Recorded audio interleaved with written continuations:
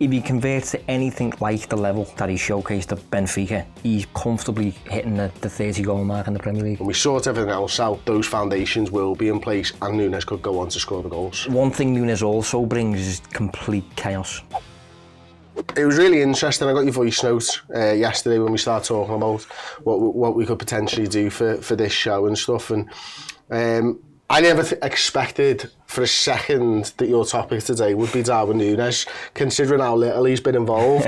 And for that reason, it's the perfect choice. We've got a man there that's cost us near 85 million quid who's not started the first 2 games of the Premier League season. Yeah. What are you trying to prove? I think he is such an interesting talking point. I think based on Klopp's tenure at Liverpool, he is one of the most interesting players that we've signed, largely because tactically at least he just doesn't fit what originally was the plan, at least. And I think over time we're getting towards something, and I hope I can see what we're doing. And I feel like I can see what we're doing, which I'm going to touch on. But so far, at least, it's not the case. But I think there's reasons behind it. And I think it's a talking point because, obviously, as you say, we spent 85 million on him. He's been here for a year, picked up English language by the looks of it over the summer, good pre-season, and the first 2 games of the season in the Premier League, he starts on the bench. I think he's got 29 minutes so far out of a possible 180. So he hasn't some fast math, that, mate. Did good there. 90 times 2. 180. Stats man there, mate. But yeah, I think it's a really interesting talking point to just kind of hopefully provide an insight into what the plan is, because I do think there is one there. Well, to talk about the plan for this season, let's talk about the plan when Darwin came in. Yeah. And let's strip it back. You know, on the board here, we've got the 4-3-3, and when he first came in, is it fair to say that he was plopped in as the centre forward? Another big money signing in Haaland came into the Premier League as well. Community Shield was laughing. Darwin Nunez was the best striker out of the 2 of them. Didn't quite pan out like that, and for some of the understatement. yeah, maybe. Haaland went on to prove himself a better striker last season than Darwin Nunez. Only the most diehard of Liverpool fans might disagree, and even that, I'm not even sure that would be the case. But was there a plan, or was he coming in to try and do Firmino's role? Well, I think he came in as with a really high ceiling. I think he looked intense. He looked like he was a good age. He just exploded in Portugal, and the data behind his performances was encouraging as well. He was a magnet for chances and stuff, and we will get onto that. But it looked like we signed him because of that, without any major consideration as to where he's going to fit in the standard system. So we all know how this system works, but the basis of the 4-3-3 originally was, when Liverpool get the ball, this is how we attack. That. 2 fullbacks high, and your 2-8s self-sacrificing. That was kind of how we did it. This was Firmino, obviously. I noticed, by the way, at this point that it's a 5 and a 5, which is very similar to the 3-box-3. Yeah. We're just creating a 5 and a 5 in a very different manner. Yeah, exactly. But I think very, very quickly for me, I don't know about you, very quickly I realised that Nunez, how can I put it nicely, he doesn't have the touch of Firmino in terms of dropping into those midfield areas and linking the play, connecting with your midfield department. Firmino had the ability to turn a bad pass into a perfect one, and he opened up gaps for these 2 lads in a self-sacrificing way again, similar to the 2-8s. Salah was getting your goals, Mane was getting your goals, these 2 were supplying them, and Firmino was just kind of manipulating everything. But Nunez, I think, very quickly showed that he is not a false 9, and he can't even do it on the off chance, on like a one-off day for me. We pick up injuries, and Nunez ends up playing here with, who played as the false 9 predominantly? Was it Gakpo? Gakpo towards the end of the season, of course, but I think at the start of the season, was Jota fit? Maybe. Jota was injured for a large period though. Yeah, I'm not sure he was fit at the start of the season. Firmino might have been largely the false 9. It might have been Firmino, yeah. But there was a period anyway where we deployed Nunez out here. It was just before Christmas in the World Cup, wasn't it? And he was causing a bit of havoc out there. Yeah, he was causing havoc because these players, obviously, these 2 lads are responsible for finishing the move. and penetrating in behind while this lad goes the other way. And Nunez has that to his game. Nunez is a chance magnet, and he likes to finish, and he's rapid. So it suited his game in that sense. But when Liverpool weren't fully in the final third, and Nunez was assuming possession here, and he's facing up an opponent, he just couldn't beat his man. He was a blind alleyway. Yeah, he doesn't have the 1v1 skills that Mane did, or Diaz. Or all Salah. I remember him doing was hitting it past and running. Yeah, that's all he had. That's all he had, yeah. And I've seen training videos of him as well in like the summer where he's trying to do it and it just looks wrong. He just hasn't got that element to his game. So he looked better there, and his goal scoring return was decent, to be fair, but it wasn't right for him. So anyway, towards the end of the season, Liverpool need results, need better performances, and we adopt the box, which we might as well put in place now. And in the box, what I found interesting was this massively benefits Nunez, and we'll get on to that. But when we used this for 10 games at the end of last season, Nunez started one of them. So initially you'd have thought, well, he's even less suited to this because he's not getting on the pitch. But he is suited to it, and the reason behind why he's suited to it is because now, obviously, these 2 8s are occupying that false 9 space, if you want. So there's no real need for him to do that. And he's got 2 players out wide anyway. So this kind of system allows Nunez to just be Nunez, really. He can become the tip of the spear. Yeah, but he only played 1 game in this system. Mm-hmm. So last season, overall, played as a false 9, didn't like it. Played as a wide player, looked alright, but it didn't suit him. And when we moved towards this, he didn't really play. So based on that first season, seeing Nunez, these are his numbers, right? So this still paints him, for me, bang on exactly what he is. These are the data visualisations. This is the Premier League shot magnet one to begin with. Yeah. So this is the Premier League that you're looking at there. Last season. Minimum 1,000 minutes, and those are your top, I think 20 or 25, I think it might be, players for shots per 90 minutes, right? Nunez, in a league of his own, he is a hoover when it comes to chances in the most dangerous area of the park. And if you look at the other lads who are up there, they're all goal scorers. You know, Mitrovic was a monster last season. Haaland obviously broke records.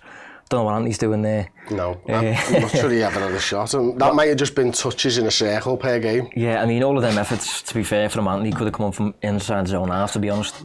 Marcus Rashford scored about 30 in the season. Callum Wilson's a goal scorer. We got Mo Salah there. Harry Kane got 30.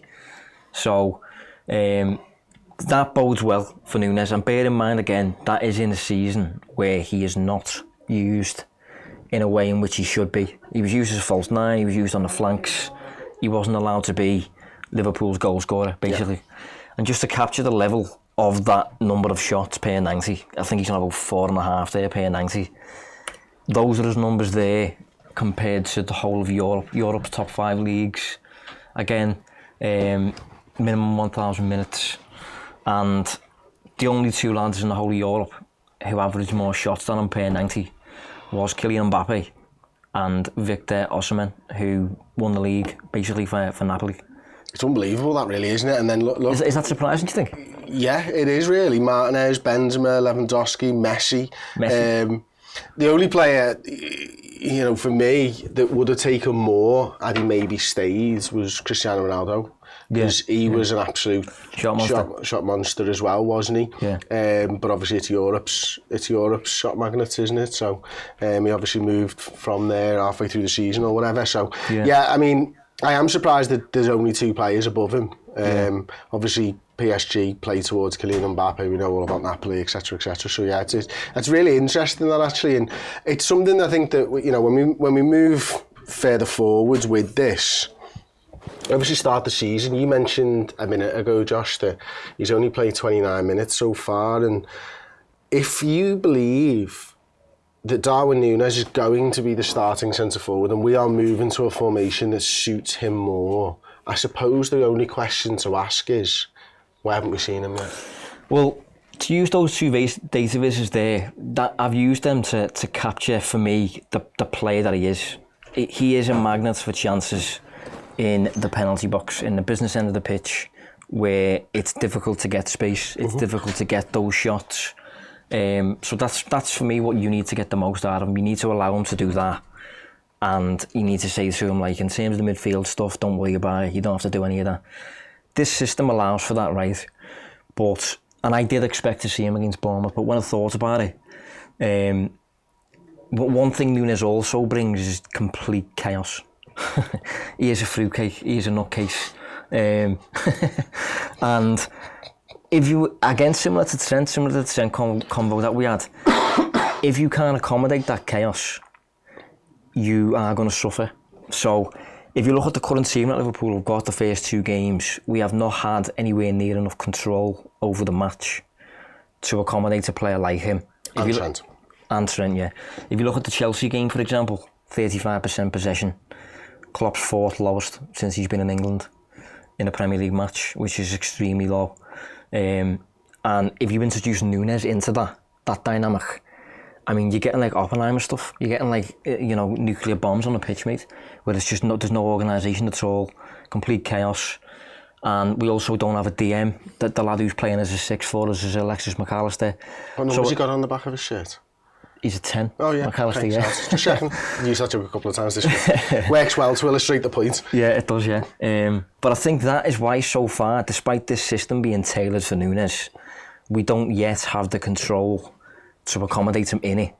We will have the control when we basically get a proper DM, at least anyway. When Endo is going to be interesting. Enzo. You're not the first person who's made that mistake this week. I wish it was Enzo, don't get me wrong, but it's Endo, sadly. But but I think he's got the skill set to make a difference, because he doesn't look like he cares at all. What did I say to you last week? We need someone who doesn't want his name up in lights. You said, yeah. Yeah, and Endo is exactly that. He's just going to win the ball and pass it to whoever's nearby him, and that's kind of it.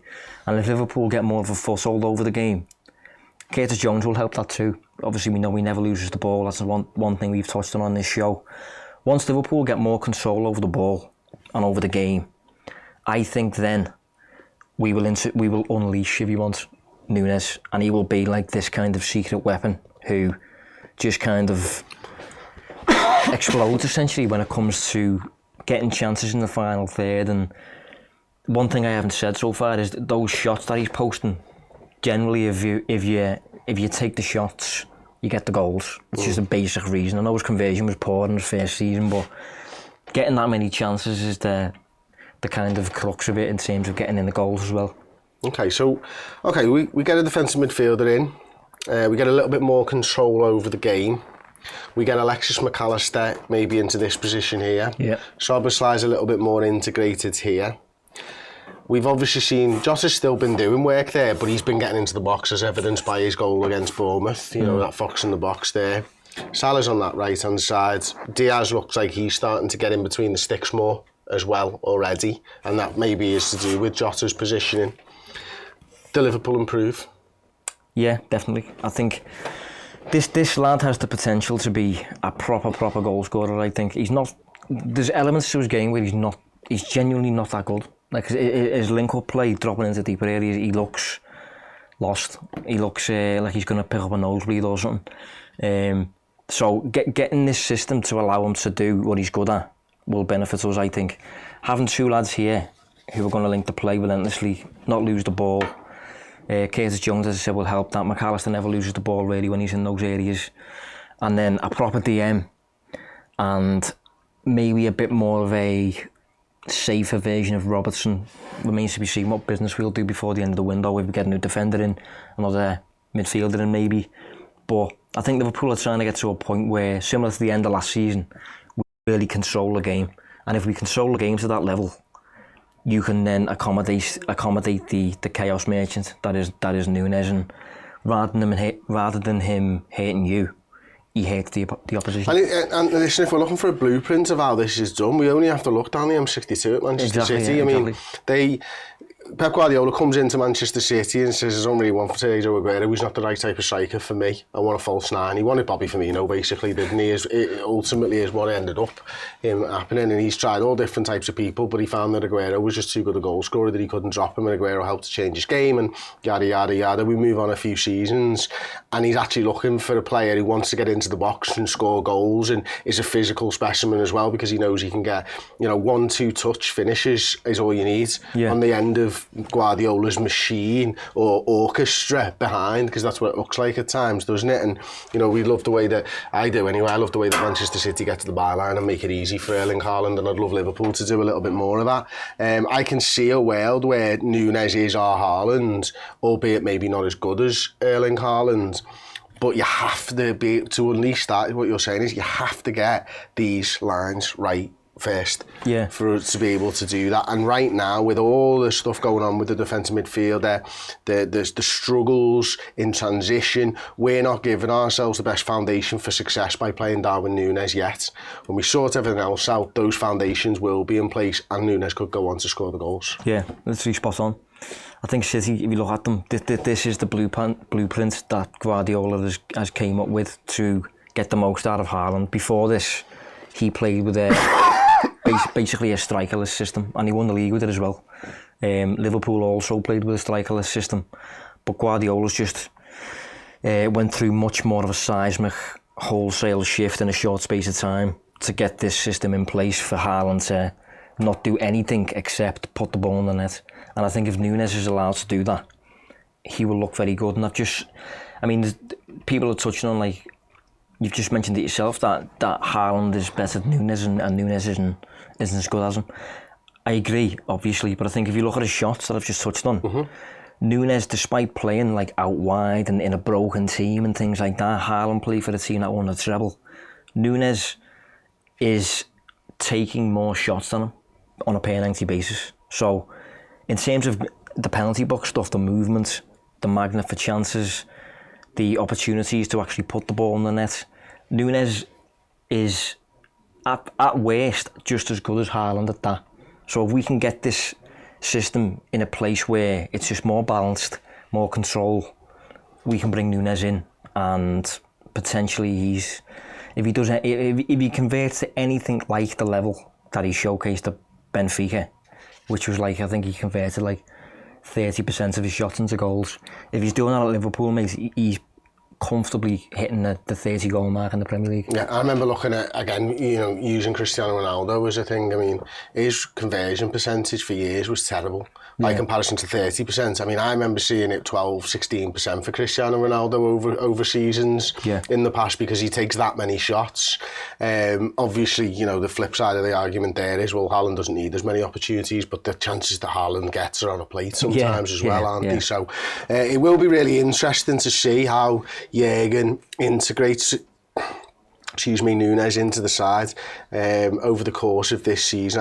I agree with you. I really like the topic, Josh, actually, today, mate. I thought it was really interesting when you sort of proposed it. I think you've talked through it really well. Let us know your thoughts, of course, by tweeting us at Distance Covered or at Mr. Blood Red. Are we allowed to say tweet? By posting us. I mean, it's a repost, so that means it would be a post. Post at us using the Royal Mail on x.com. Thank you very much for joining us, and we'll see you next time on The Deep Dive. Thank you so much for watching. The new season is here. Come and join us over on redmenplus.com for fantastic shows, pre and post-match content, journalistic insights into all Liverpool's transfer business, documentaries, interviews, features and more. Head to redmenplus.com, sign up today and fill your boots with Boss Liverpool content.